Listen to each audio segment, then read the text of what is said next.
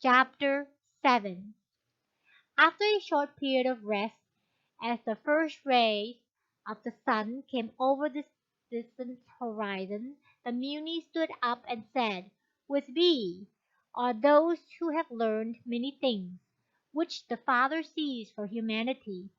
They see with the comprehension of that which penetrates spirit. Thus the whole wide world comes under their vision. They see that which humanity feels. Thus they are able to assist humanity in fulfilling its desires.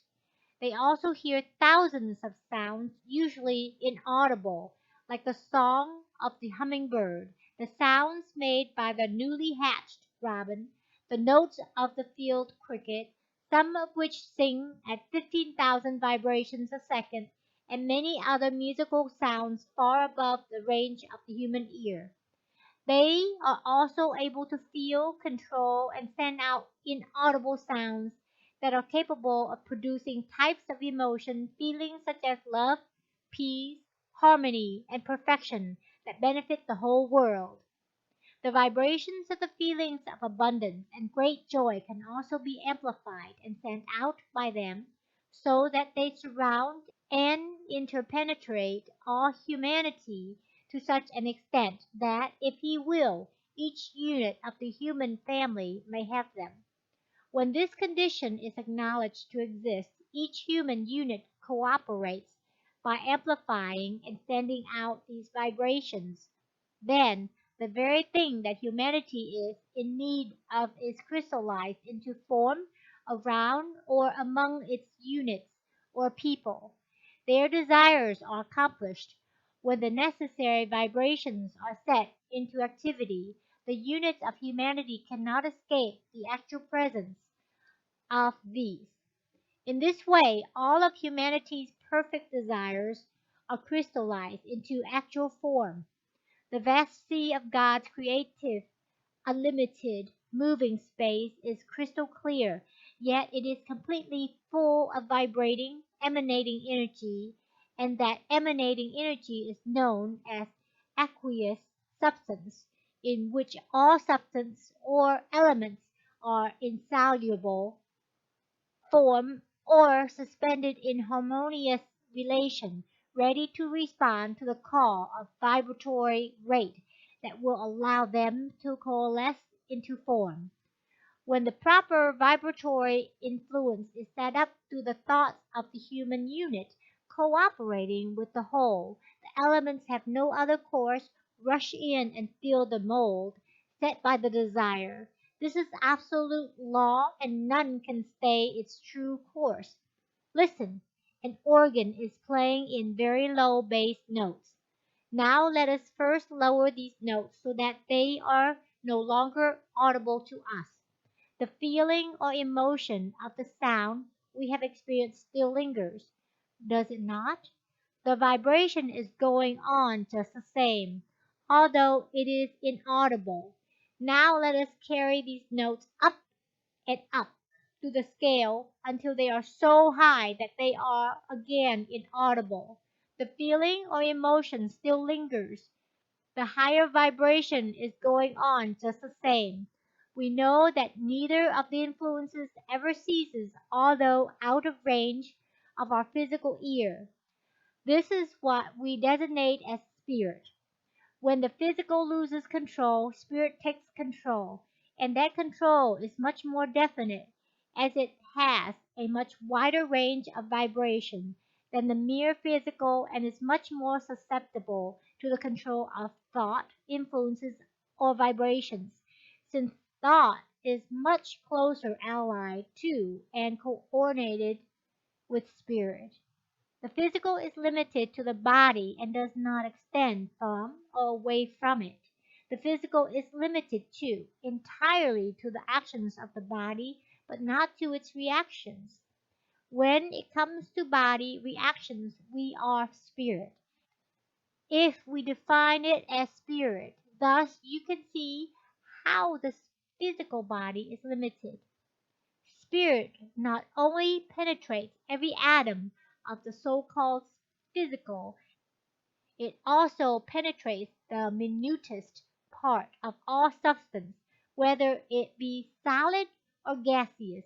In fact, it is the force in which the mold is wrought that substance takes its various patterns from. In no other way can substance take its various forms. Man is the only projector and coordinator of these various patterns that substance assumes. Allow me to digress for a brief moment of explanation. You see, the general central sun of our universe blazing forth in all its magnificent splendor, and as the horizon gradually withdraws and exposes to our new view a new day, a new epoch, a new Easter is born. This so-called universe of ours that rotates around that central sun is but one of the 91 such universes that rotate around a central sun. This sun is 91,000 times larger than the whole or combined mass of all the 91 universe. The central sun is so colossal that each of the 91 universes rotating round in its perfect order and sequences is as small in comparison as the minute particles that spin around the central sun or nucleus of an atom, as you call it. It takes this universe over 26,800 years to accomplish one turn of its orbit around this great central sun. It moves in exact order with one complete precession of Polaris or the North Star. Do you doubt there is a great positive divine power controlling all? Let us return to our observations. Look closely. A picture is forming, and on the film is the white globular disk of the sun. A spot of red is forming on the white disk. Now look more closely, and you will see that the tiny point of pure white light has flashed out of the red disk. This is not a beam of light, it is a running point of pure light, the spark of life emitted and included with that which is to be born. It is but a tiny point of light to you, yet it is huge to those who can view it at close range. How strange it seems to you!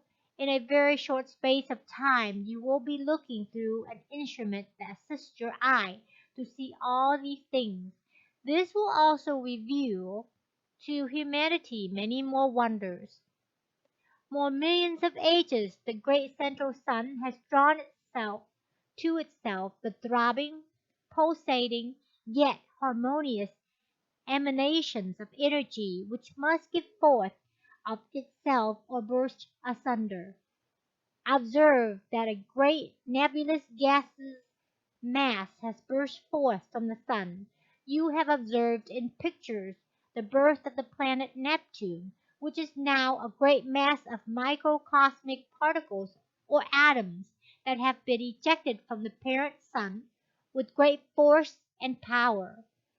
While it is nebulous and indistinct, the point of light that appeared before the final explosion took place in the central sun that has the power to attract to itself and hold together even the minutest particles as well as those of larger dimensions that have been given forth from the parent sun. Your first thought is that an explosion has taken place and that the particles of the sun has been shot into space. Stop a moment and observe what has already happened. Why do the particles and gases cling close together and form a definite circular pattern? It is because the intelligent law back of the guiding it in perfect order and harmony. This is proof that is no accident but is in perfect order and sequence governed by law that never fails. This point of light or central nucleus is the central spark or sun, this Christ of humanity around which all humanity revolves. This is determined spirit force. This law prevails throughout all units of humanity. The central spark is the point of pure white light, the Christ which penetrated the first cell, then it expands divides and gives off that light to another cell, which is born of its division but held together by a coexisting and cohesive force which is called love. These particles are nourished and held together just as the mother holds and nourishes the child. It is in reality a child of the sun, which contains within itself the nucleus of central sun. That nucleus is the image and likeness of the parent that has just given it forth. As soon as it has come forth from the parent, the central sun has the same power to draw to itself, consolidate, and hold the vibrant emanating energy that surrounds it and which is necessary for its life and growth. It does finally consolidate the most extended orbit of our universe. When Neptune first came forth and the central sun began to draw energy to itself, mostly from its parent, the sun, the atom began to consolidate into its form. That is, it began to shape itself into the pattern that was projected for it before its birth. It occupied what is known as the cradle orbit, the orbit within the orbit, which Mercury occupies today. In this orbit, the child is able to draw its substance from the parent more successfully, as it is much nearer to the parent. As it drew substance from its parents, it began to consolidate into form, instead of remaining mere gaseous vapors in the nebulous state. The chemical elements began to segregate and consolidate. The resultant solids from the chemical action began to consolidate and rock structure began to form under intense heat and pressure. As this semi-liquid substance became more consolidated, it began to cool on the surface and the crust formed. This crust became heavier and more dense, both by the cooling process and by the assimilation of particles upon and adding them to the outside of the crust. When this crust became strong enough to hold the revolving mass together, this mass became the primary rock structure of the planet, with a semi-liquid molten mass at its center. Then, from the resultant gases and vapor, water began to appear as the product of the union of these gases. The nebula then became worthy of the name planet. It was now fast evolving toward the condition where it could sustain life, yet it must go on for eons of time, adding to its structure particle by particle from the outside. The continued cooling of the central mass brought it nearer and nearer to perfection before its atmospheric chemical conditions and surface were ready to bring forth live organisms and maintain those live organisms. At this juncture, the parent sun began to give birth to another atom. At this explosion was completed, Uranus was born. The extra force emitted with the explosion threw Neptune out of its cradle or smaller orbit into the more extended one. It was compelled to take the orbit now occupied by Mercury to make room in the cradle orbit for the newborn child, Uranus, in order that it might receive its nourishment from the parent until its nebulous structure became a planet. Again, conditions settle down and go well for a long period of time. Neptune, the first child, is growing up and coming nearer to the conditions where it can support life. In fact, amoebic forms are appearing in its clouded, brackish water or inland seas. Then another atom is ready to come forth and Saturn is born. The extra force given out at the time of the explosion sends Uranus out of the crater orbit, and it also sends Neptune out of the orbit now occupied by planet Venus. Neptune was now sufficiently cooled and its surface developed on a stage where it was able to support life. It was upon this planet, as it occupied this orbit, that the conditions for the support and nourishment of human life which the earth enjoys today were brought to the stage where the human's life element could attach itself to the selected amoeba necessary for the support and manifestation of the human form. Thus came into existence the first human race, not the animal amoeba, but the human amoeba, the amoeba that selective type and character with intelligence that could and did shorten the process of evolution. Upon this planet, conditions were perfect for selective human development, and this development came on at a rapid pace.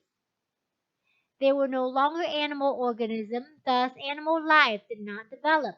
The planet was occupied by superior human beings who rapidly developed into a perfect human race who were able to supply and support themselves directly from cosmic or aqueous substance. Thus, they would have been termed gods upon this earth.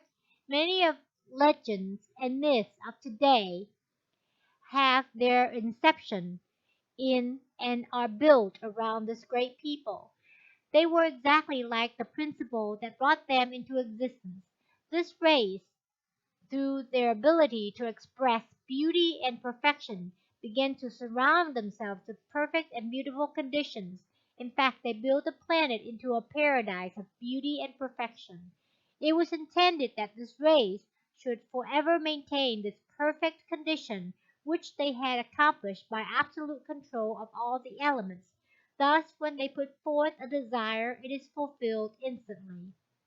As time moved on, some began to evidence inactivity and selfishness in attempting to outdo their fellow man. This condition brought on divisions, and divisions brought on selfishness and greed, which caused dissensions. The time that should have been spent in creating for service and advancement was dissipated in strife and contention. Instead of holding close to their source, they were differing and separating widely until all but a few lost that which was high and noble. All but the few let go of their security and protection. This caused the vortex to gather round the planet. Instead of holding to the perfect patterns of the divine, whereby they could have accomplished a complete universe of divine attributes upon divine planets, they gave way to such an extent that when the next outburst occurred, it was so enormous that when a nebula was consolidated, the resulting planet was larger in mass than all of those which had previously come forth. Thus, the great planet Jupiter came forth. The excess energy given out was so gigantic that it swept Saturn out of the cradle orbit into the orbit now occupied by Mercury. The outburst was so tremendous and the solar system so filled that great quantities of asteroids formed, arrayed, and aligned themselves around Saturn. Being of different polarity, they could not coalesce with Saturn. Thus they were independent, and their only alternative was to align themselves around the planet of Saturn as bands of asteroids. As much they are commonly called the rings of Saturn.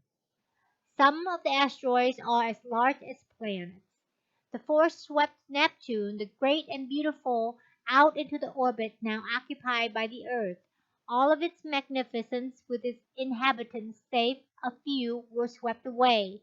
Those who were preserved had never let go to the divine heritage, and they had so constituted their bodies that they could seek safety in the emanations of the spirit sphere, which is all around and interpenetrates the 91 universe now in existence. In this condition, they have been able to preserve their identity and knowledge and give it out so that it will never pass out of existence. It is through and by these ideals that we live today. We claim kinship to these great ones. They compose the root race of humanity. By them, the ideals of humanity have been preserved and the Godhead of man has been maintained. They followed many millions of eons of time needed for the nebula of Jupiter to take form as a planet. So enormous is its size that it has cooled but little even today.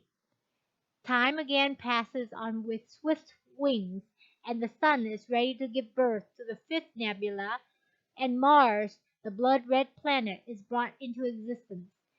As this explosion is complete, we see the phenomenon happening in the mighty Jupiter. A huge red spot has suddenly developed on her side, and she is expelling a great portion of herself. She has given birth to a satellite, which is called a moon. There is such an excess of force set up as the two explosions take place that the giant Jupiter is thrown out of the crater orbit and room is made for the planet Mars. As the giant Jupiter occupies its new orbit, the whirling nebulous form is in no way able to gather to itself the great mass of particles that were expelled at the time of its birth. These particles were so far flung that they came within the influence of Neptune, Uranus, Saturn, and Mars. But being of the different polarity, they could not be assimilated by those planets. They became separate asteroids without planetary polarity. Thus they cannot take their place as planets and rotate in order and union around the central sun.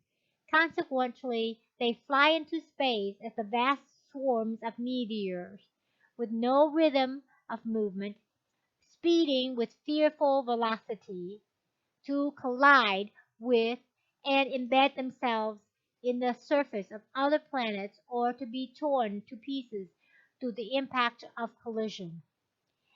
Also, in their mad rush through space, minute particles are carried away until they will gradually return to the aqueous mass where they can be again taken up and assimilated by the great central sun to be given off again as nebula at the birth of the other planets or atoms.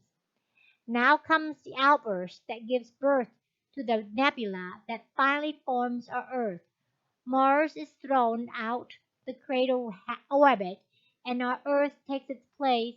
Thus, all of the planets are sent out into another orbit to give space for the new child. Then Venus is born. In like manner, the Earth and all other planets or atoms are thrown into ever expanding orbits in order to make room in the cradle to the newborn planet or atom. Then Mercury is born, throwing the other planets or atoms into another widened orbit, making up the full complement of planets that are visible through the astronomy today, 8 in all. There are really 9, as the crater orbit is not occupied by Mercury. It is occupied by the last nebula or child, but that nebula has not consolidated into form so that it can be seen. It is there, nevertheless, and its influence is felt. Thus, the universe that our Earth is a part of contains 9 planets or atoms with their 9 orbits, which they follow in mathematical precision around the central sun or nucleus. You have been shown pictures of this creation as it came into being through orderly sequence. Something is to happen to Neptune, the farthest removed planet from the sun. With the greatest orbit, it has reached maturity and also its limit in velocity. It has received its full light charge and is ready to come forth as a sun. It is going to decline as the new nebula begins to take form and the sun is ready to give birth to the 10th nebula before the explosion takes place. Neptune has reached its limiting velocity in its spin around the central sun. It flies into space and explodes, then returns again to the aqueous. There it can again be taken up by the central sun to add more energy to that sun in order that more planets or atoms may come forth.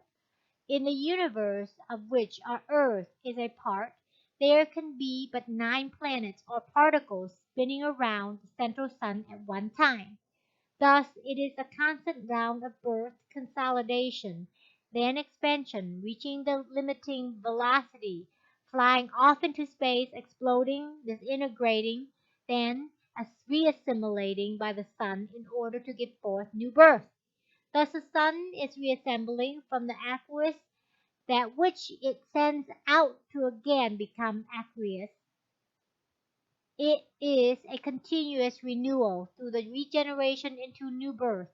Were it not for this process, the great central suns of the 91 universe, as well as the central sun of the different universes, would have been consumed long ago, and all would have returned to the infinite in which all substances exist.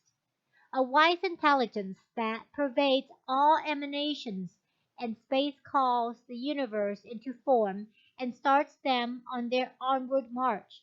The sun or central nucleus ever never grows old nor dies. It accepts, absorbs, holds, and consolidates, then gives birth to the atom, yet it never diminishes, as it is forever receiving and absorbing unto itself that which it is given out. Thus regeneration and rebirth are going on all the time. Universes are being formed, expanding, and returning that which they have received. There is one round of progression from a low to a higher, then on to a higher attainment.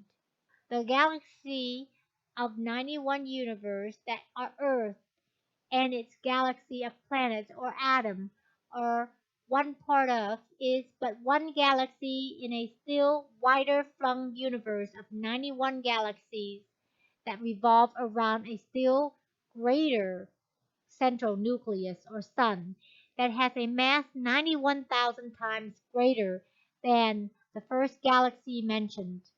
This condition goes on and repeats itself by 91 almost infinitely, the whole making up the great and infinite cosmos, the galaxies that comprise the Milky Way as you call it.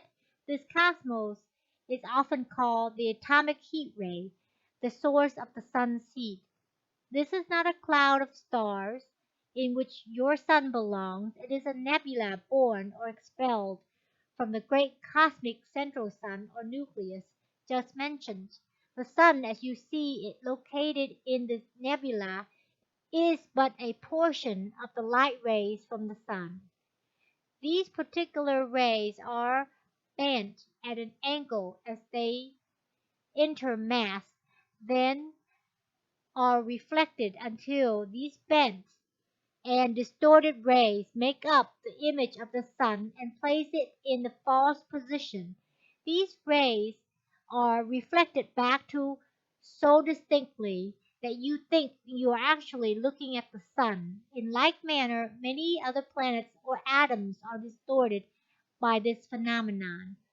Where there seem many, there are few in comparison, yet the total number of the actual is calculated in many millions. By looking at this picture closely, you will see that these nebulae or their suns are not disks but globular and round, flattened at the poles just as our Earth is flattened. In looking at them, you are only observing the great flattened polar area. The stupendous mass of the great cosmic sun exerts so profound an effect upon light rays that they are reflected completely around the cosmos. They are also definitely affected and reflected by coming into contact with the atomic or cosmic rays, and their particles are thrown out of space to such an extent that thousands of images or planets and stars are reflected from one collection. Thus, thousands of planets and stars appear to be misplaced, and many more thousands of the images are again reflected. When we look through the universe, the images show both sides, and we see the light that was released hundreds of millions of years ago, which has made the complete round of the cosmos. Thus, we get two images instead of one. One image is of the planet as it was hundreds of thousands of years ago, while the other is as it was hundreds of millions of years ago. This follows through the whole great cosmic order. In many instances, we are actually looking at the great past, and we can also see into the future by the same means. There is an invisible connection like the thought or heart impulse, amplified billions of cycles through which spiritual orders go forth, that controls all of the universes. These great throbbing impulses or heart throbs go out through the intelligence which pervades the aqueous that surrounds the cosmos, which is its spiritual counterpart. It is these gigantic heart throbs that send the life currents into every atom of the complete cosmos and keep them moving in perfect order and rhythm. In this infinite cosmos vastness, there can be no sick or discordant cells, as one sick or discordant cell would throw all out of unison. Then for a time chaos would result. This also pertains to the human organism when disturbed by discordant thought. It is from this central control that the term Godhead was evolved. The heartbeat of the human unit corresponds to this heart throb, although in miniature.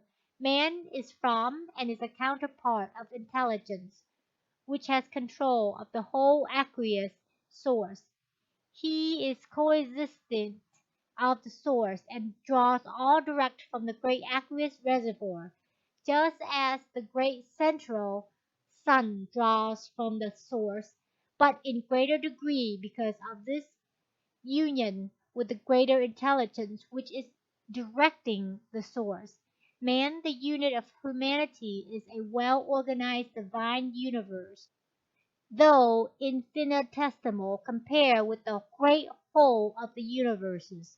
Yet man, as a unit of humanity, when he assumes and takes actual charge of his divinity, is most necessary as he is of the great intelligence that is before and in control of the whole divine plan of all the universes. Thus, should all the universes be destroyed, man incomplete cooperation with primal intelligence which interpenetrates and pervades all emanations in the aqueous as well as down to the lowliest physical forms, starting with light emanation, could rebuild all the universes. Should such a catastrophe occur, man not only has the power, but is the power that does resolve himself back into primal intelligence, wherein there is no destruction. When quiet again reigns and harmony is restored, it matters not to man, when he is back into his primal intelligence, how many billions of ages pass to bring about the primal perfection in order that the whole process may be started over again. Here man maintains oneness with infinity and can afford to wait until the time is ripe for the bringing forth of the universes.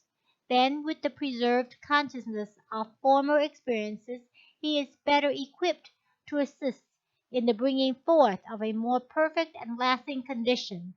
In this man can never fail, as he is more definite than any form, and failure is not written in his horizons or in his consciousness. The infinitesimal becomes the infinite of all forms. When the wise sage says, I am deathless, ageless, eternal, there is not a thing in life or light that I am not. He is looking into and sees this vista. This is true divinity. The session is truly his. End of chapter 7.